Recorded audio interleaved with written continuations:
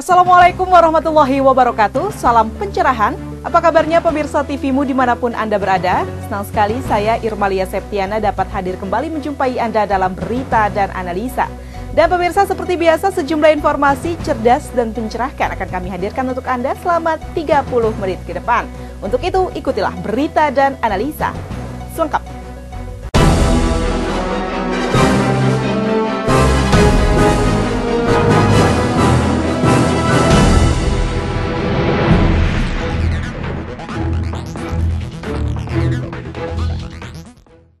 Pemirsa, melihat peran pemilihan umum sebagai pelaksanaan hak asasi manusia dan perwujudan kehendak rakyat, Komnas HAM melakukan pemantauan pelaksanaan hak konstitusional di 13 provinsi. 3 diantaranya yaitu Aceh, Sumatera Utara, dan DKI Jakarta. Dan seperti apa hasilnya? Berikut selengkapnya untuk Anda. Pemantauan yang dilakukan Komnas HAM fokus meliputi di 3 objek, yaitu penyandang disabilitas, rumah sakit, dan rumah tahanan. Hasil pemantauan ini bervariatif. Meski begitu, dapat disimpulkan secara umum penyelenggaraan Pilpres 2014 berjalan dengan aman dan kondusif. Sementara itu, dari ketiga objek tersebut, pemantauan hak konstitusional terhadap pasien, penunggu pasien, serta pegawai rumah sakit masih bermasalah. Hal tersebut terjadi karena lemahnya pendataan yang masih menggunakan data tahun lalu. Kepada pasangan calon, untuk termasuk kepada penyelenggara, kepada masyarakat kita tuh menghargai hak warga negara yang sudah menunaikan menunaikan haknya. Jadi suara ini harus betul-betul dihargai. Karena dihargai, maka jangan ada manipulasi. Dari hasil pemantauan Pilpres 2014 dicermati secara khusus, Komnas HAM memberi catatan kepada pihak penyelenggara Pilpres agar melakukan pengawasan terhadap rekapitulasi suara. Sebab jika masalah rekapitulasi tidak tertangani, maka akan terjadi manipulasi suara. Rizky Nurul Ilmi, Bambang Triwibowo memberitakan dari Jakarta. Prabowo Subianto berkunjung ke Gedung Pusat Dakwah Muhammadiyah Menteng, Jakarta. Dalam kunjungannya tersebut, Prabowo disambut hangat oleh Ketua Umum Pimpinan Pusat Muhammadiyah, Din Syamsuddin. Setelah Joko Widodo berkunjung ke Gedung Pimpinan Pusat Muhammadiyah, selang beberapa hari kemudian, Prabowo Subianto mengunjungi Gedung Pimpinan Pusat Muhammadiyah juga. Dalam kunjungannya, Prabowo ditemani Haritanu Sudibyo, Abu Rizal Bakri, dan tim sukses. Din Syamsuddin selaku Ketua Umum Pimpinan Pusat Muhammadiyah dan beberapa pengurus Muhammadiyah menyambut hangat kedatangan tersebut. Kunjungan kali ini sebagai salah satu bentuk mempererat silaturahmi Prabowo dengan Muhammadiyah. Prabowo menilai Muhammadiyah sebagai salah satu ormas Islam yang peduli dengan kemaslahatan bangsa. Prabowo menjelaskan kunjungannya ke Muhammadiyah untuk mendengar nasihat dari Din Syamsuddin yang dianggap sebagai tokoh bangsa yang arif dalam menyikapi permasalahan krusial bangsa. Ya, kita berharap beliau juga akan menghormati bangsa kita dengan kearifan. Tentunya beliau, saya kira, arif dan akan mengambil sikap-sikap yang arif pula. Kunjungan berlangsung dengan cukup lama, interaktif dan penuh kekeluargaan. Pembahasan masalah-masalah yang dihadapi dalam Pilpres juga dibahas dalam pertemuan tersebut. Arina Nurrohmah, Eko Bayurianto memberitakan dari Jakarta. Setelah kunjungan Joko Widodo ke kantor pimpinan Pusat Muhammadiyah, kali ini giliran silaturahmi antara Prabowo Subianto dengan Din Syamsuddin. Dalam pertemuan tersebut, Prabowo dan Din Syamsuddin membahas soal Pilpres 2014 lalu. Capres Prabowo Subianto bertemu dengan Ketua Umum Pimpinan Pusat Muhammadiyah Din Syamsuddin. Dalam pertemuan tersebut, Prabowo dan Din Syamsuddin membahas soal Pilpres 2014 yang tinggal menunggu hasil perhitungan suara oleh KPU. Prabowo menghimbau kepada seluruh jajaran KPU agar menjalankan tugasnya dengan penuh tanggung jawab. Ya, benar-benar menghimbau dan berdoa semua petugas KPU menjalankan tugasnya dengan sebaik-baiknya, dengan penuh rasa tanggung jawab, dengan penuh keadilan, kejujuran, kebenaran. Din berharap tidak ada ketegangan antar kedua belah pihak. Selama proses perhitungan suara berlangsung, diharapkan masing-masing kandidat menunjukkan sikap kenegarawanannya. Saya kira kita harus menunggu 22 Juli. Dan apa yang disampaikan Pak Prabowo tadi, Kepres kita ini sangat sangat tepat sekali. Muhammadiyah juga punya pandangan yang sama, bahwa hasilnya, apapun hasilnya nanti yang diumumkan oleh KPU itu haruslah diterima oleh semua pihak, baik kedua belah pihak yang berlomba, Pak Prabowo, Pak Hatta, dan Pak Jokowi, Pak Yusuf Kala, maupun juga oleh rakyat Indonesia. Din juga mengatakan pemilu dan pilpres adalah cara untuk mencapai kedamaian politik. Oleh karena itu, Din meminta agar seluruh elemen masyarakat bersabar menunggu proses perhitungan suara. Pada tanggal 22 Juli, Komisi Pemilihan Umum akan mengumumkan siapa presiden terpilih. Siapapun yang terpilih nanti diharapkan seluruh warga negara untuk tetap mengedepankan persatuan dan kesatuan bangsa, sehingga tidak terprovokasi dengan isu-isu yang menciptakan perpecahan. Andri Rahmawan memberitakan untuk TVMU. Proses rekapitulasi suara pemilihan presiden telah dimulai. Oleh karena itu, partisipasi masyarakat sangat diharapkan dalam memantau proses tersebut demi menjaga kualitas demokrasi. Tahapan panjang pemilihan umum 2014 bentar lagi sampai di garis akhir, yakni proses rekapitulasi dan penghitungan suara pemilihan umum presiden. Pada babak inilah, baik buruknya pemilu akan kembali dipertaruhkan. Kita mesti bersyukur bahwa dari sisi proses pemilihan presiden pada 9 Juli lalu berjalan lancar, aman, serta mencatat peningkatan partisipasi pemilih yang luar biasa. Diperkirakan partisipasi pemilih pada pemilihan presiden kali ini mencapai 80%, bahkan lebih. Itu jauh lebih baik ketimbang partisipasi pada pemilihan umum legislatif yang hanya sekitar 75%. Antusiasme rakyat itu sangat tergambar pada pencoblosan di luar negeri. Di seluruh tempat pemungutan suara, jumlah pemilih meningkat tajam. Akan tetapi semua prestasi itu dapat terhapus jika kita lupa mengawasi proses rekapitulasi suara. Berdasarkan pengalaman pada pemilihan legislatif lalu, syarat akan kecurangan dan manipulasi. Bukan tidak mungkin hal yang sama akan terjadi pada rekapitulasi suara pemilihan presiden yang kini tengah dilakukan.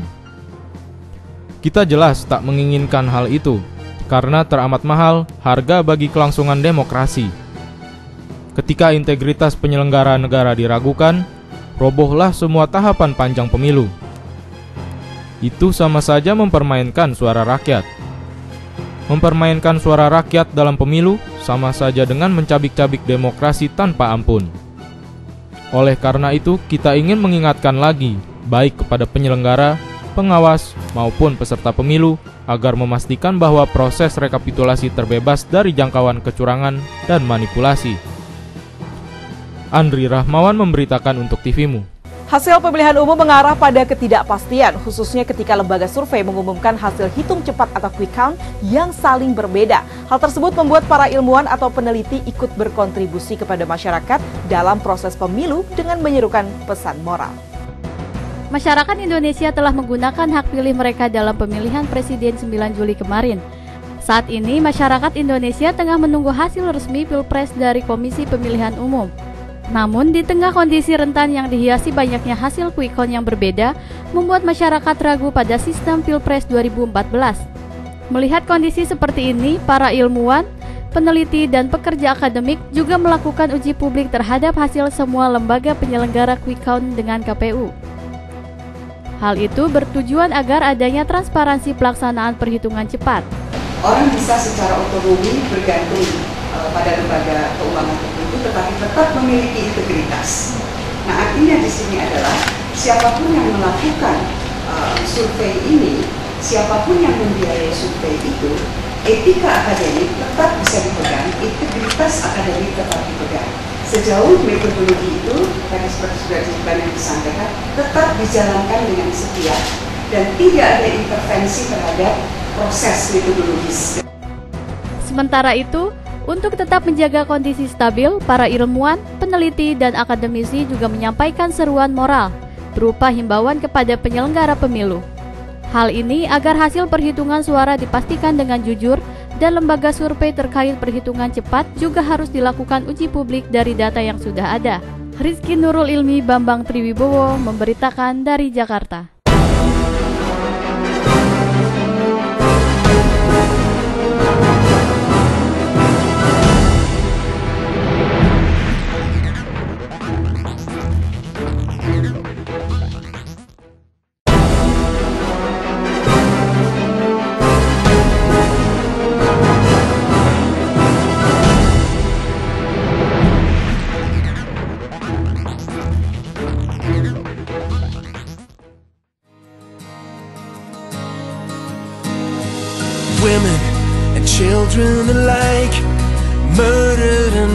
massacre night after night, while the so-called leaders of countries afar debated on who's wrong or right.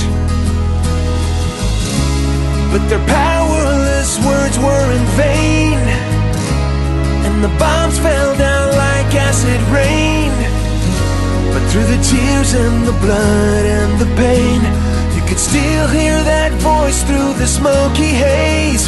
We will not go down in the night without a fight. You can burn up our mosques and our homes and our schools, but our spirit will never die. We will not go down in Gaza tonight.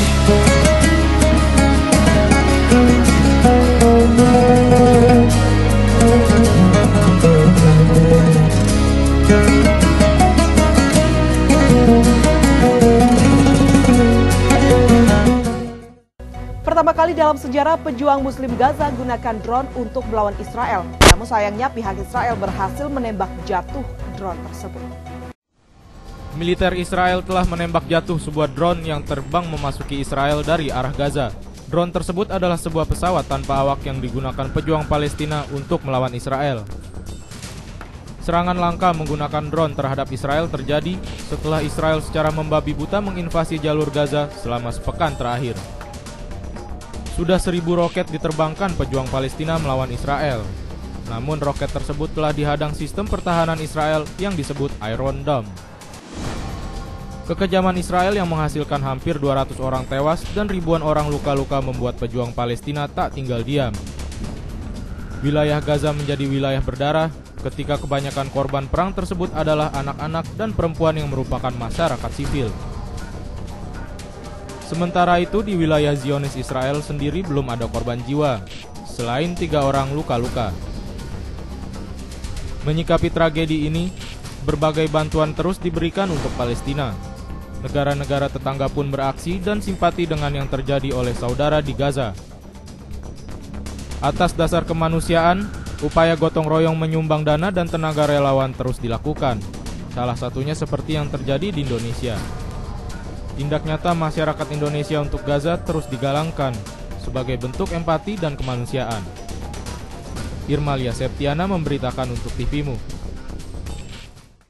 Ribuan warga tepi barat Palestina yang memprotes serangan Israel di Gaza terlibat bentrok dengan tentara Israel di tepi barat. Dalam bentrokan tersebut, tentara Israel menggunakan kendaraan lapis baja dan senapan pelontar gas air mata menembaki para pemprotes.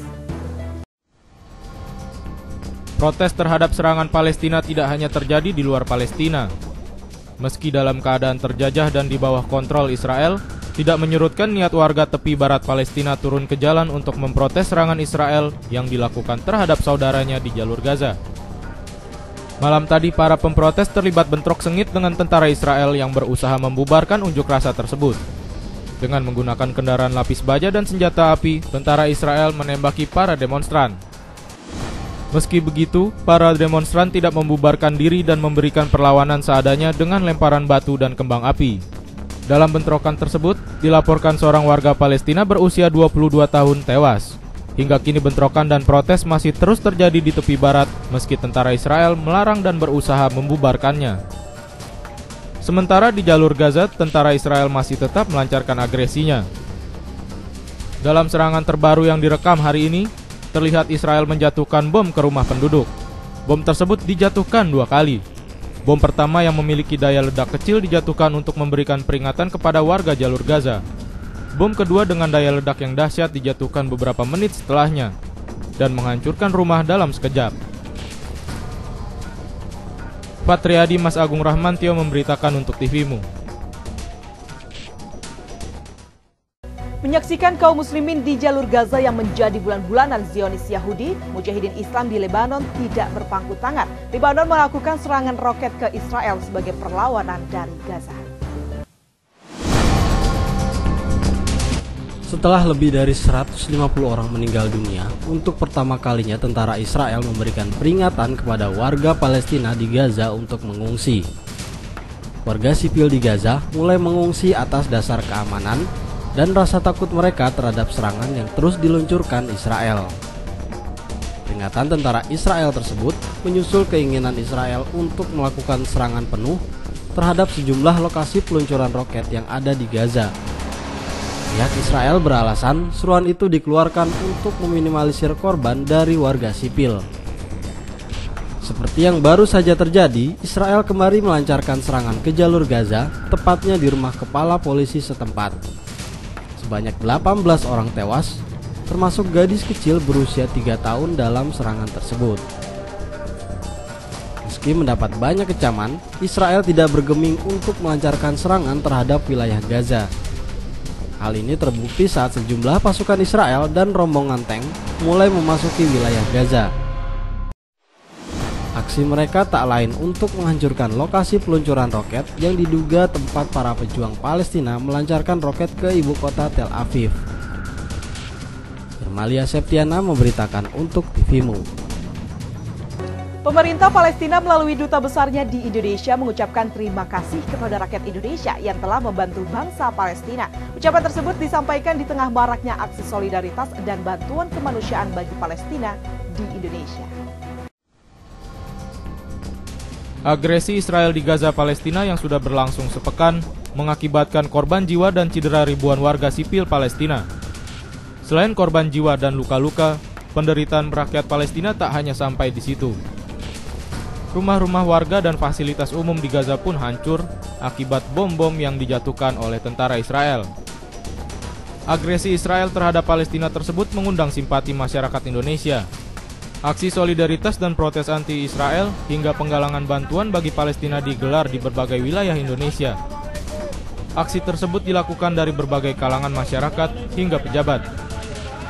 Melihat reaksi masyarakat Indonesia yang demikian besar, melalui duta besarnya di Indonesia, Faris M. Mehdawi mengungkapkan bahwa bangsa Palestina bangga menjalin persaudaraan di Indonesia. Actually, at the end of this opportunity, I would like to send 3 messages to our Indonesian brothers and sisters. The first message is a message of thanks and appreciation for their good support with us and for their concern about their brothers in Palestine. I know I receive every day manifold the social media and the Facebook, Twitter, everybody is contacting, everybody is worried about the situation in Palestine. We are overwhelmed with this, true and natural feeling by our brothers in Indonesia. They are not really pretending. This is not an issue which is, an issue of national interest of Indonesia. All Indonesian people, regardless of their religion, faith, men and women, they are all concerned about Palestine. Sebagai satu-satunya untuk penjajahan yang masih tersisa di muka bumi ini, Palestina saat ini dalam kondisi yang memprihatinkan. Agresi Israel terhadap Palestina semakin menambah penderitaan rakyat Palestina.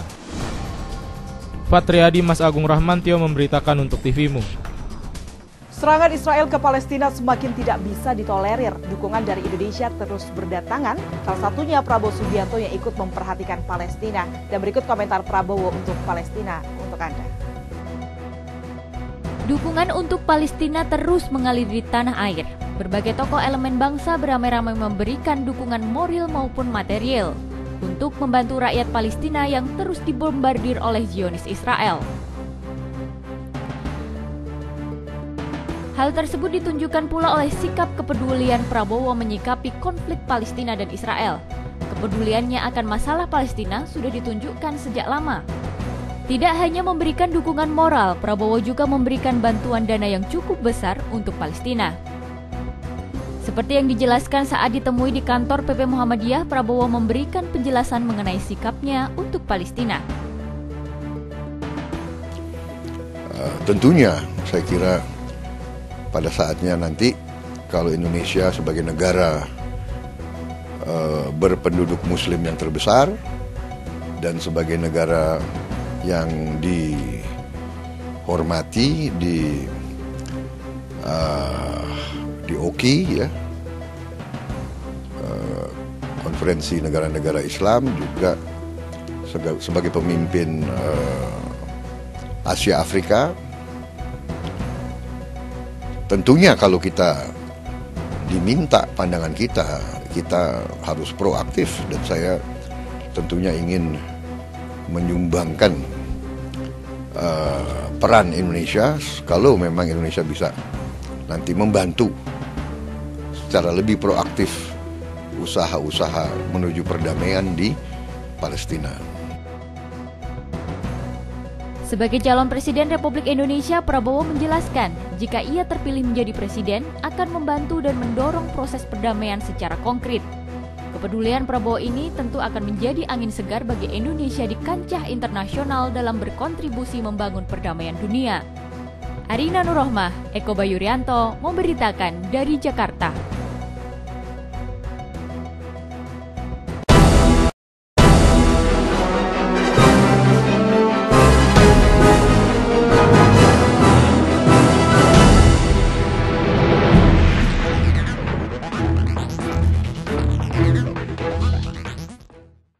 Pemirsa, terima kasih Anda kembali bersama kami dalam Berita dan Analisa.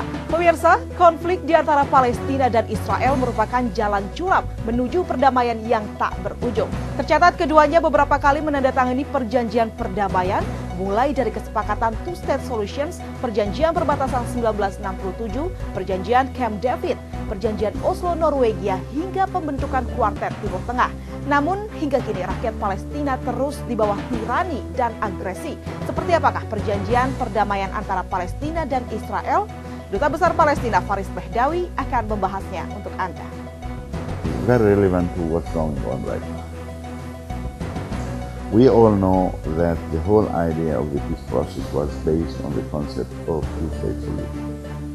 This two-state solution is quite clear that we are talking about Israel within the borders of pre-1967, Palestinian state within the borders, which is also within those borders of pre-1967, namely the West Bank, Gaza, and East Jerusalem.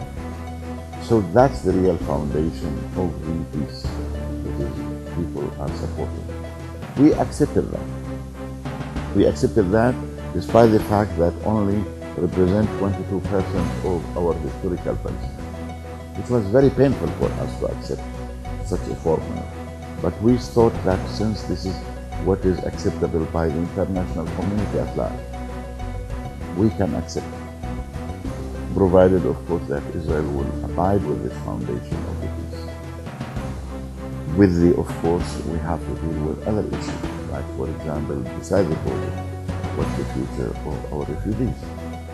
We have got half of our population are actually practically refugees who are living outside Palestine, in Jordan, Syria, Lebanon, and somewhere else.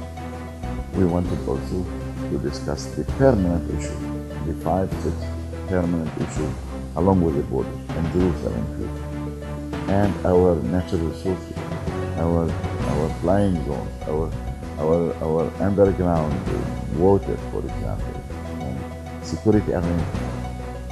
All these issues, of course, were to be seen. Now, this has gone through the process of negotiation. This negotiation, which had started from Oslo till very recently, I mean, it took us years and years. And the Israelis, all the time, they were looking for an excuse to escape out. Meanwhile, they never stopped building settlements in the very territory which is supposed to be our state. Even Mr. Obama, when he addressed the Muslims in Cairo just a few years ago, he himself said that this settlement is an obstacle for peace, and these are also illegal. And he said that Israel should cease and stop building those settlements. Unfortunately, Israel ignored what the United States had said, and unfortunately, Americans couldn't really put enough pressure on Israel to stop those building settlements. Well, means that you cannot build settlements at the same time you go for peace. Actually, at the end of this opportunity, I would like to send 3 messages to our Indonesian brothers and sisters. The first message is a message of thanks and appreciation for their good support with us and for their concern about their brothers in Palestine. I know, I receive every day many calls in the social media and the Facebook, Twitter. Everybody is contacting. Everybody is worried about the situation in Palestine. We are overwhelmed with this, true and natural feeling by our brothers in Indonesia. They are not pretending. This is not an issue which is, an issue of national interest of Indonesia.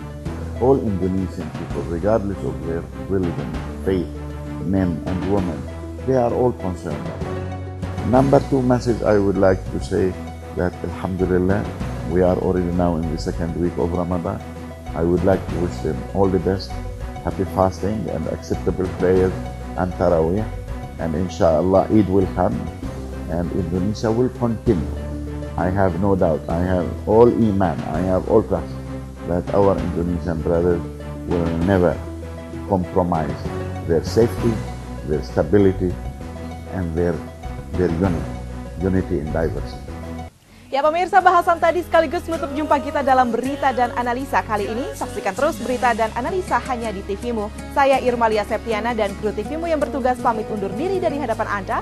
Sampai jumpa, salam pencerahan dan wassalamualaikum warahmatullahi wabarakatuh.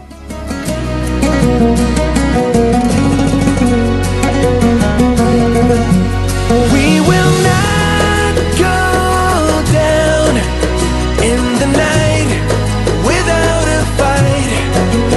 You can burn up our mosques and our homes and our schools, but our spirit